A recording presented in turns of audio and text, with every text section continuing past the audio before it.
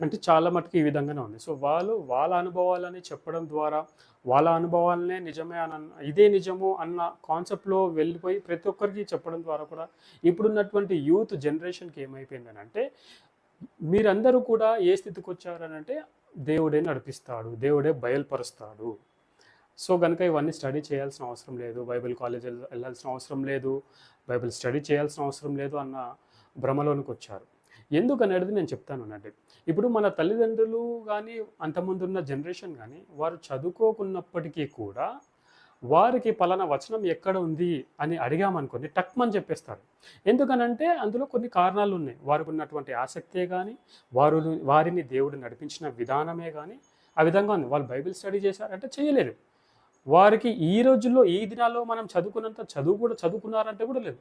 మళ్ళీ చూస్తే వారికి వాక్య అవగాహన ఉంది. అయితే ఈ దినాలలో యువత అయినటువంటి మనము, ప్రస్తుతం ఉన్నటువంటి జనరేషనే గాని, మనం ఆత్మీయ బద్ధకం ద్వారా వాక్యాన్ని చదవకుండా పక్కన పెట్టేస్తున్నాము. ఒకవేళ చదివినా గాని, దాన్ని చేరుకునే వాక్యాన్ని చేరుకునే ఆ నియమాలు ఏవైతే ఉన్నాయో దాన్ని పక్కన పెట్టేస్తున్నాము.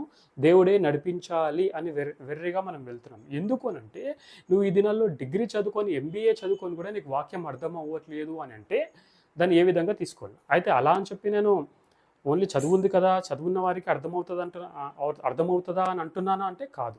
ఎందుకు అనంటే, నీ చదువుని దేవుని చేతిలో పెట్టు. ఎందుకు అనంటే, దేవుని యొక్క వాక్యము కంప్లీట్ ప్రత్యక్షత ఏదైతే ఉందో, అది పరలోక భాషలో రాయబడలేదు. మనుషుల భాషలో రాయబడింది. హీబ్రూ లాంగ్వేజ్‌లో గానీ, గ్రీకు లాంగ్వేజ్‌లో, అరమిక్ గానీ, ఇవన్నీ గూడా వాక్యము రాస్తూ మొదట రాయబడింది. దాని తర్వాత ఇంగ్లీష్‌లో ట్రాన్స్‌లేటే గానీ, ఆ ట్రాన్స్‌లేషన్ విషయంలో ఎంత త్యాగాలు జరిగాయనేది గూడా మనకు తెలియాలి. తర్వాత మన రీజనల్ లాంగ్వేజెస్‌లో తెలుగు, హిందీ గానీ, మిగతావి లాంగ్వేజెస్‌లో వచ్చాయి. అయితే ఈ భాషకి ఈ భాషకి గ్రామాటికల్ రూల్స్ ఉన్నాయి గదా! వ్యాకరణ నియమాలున్నాయి గదా!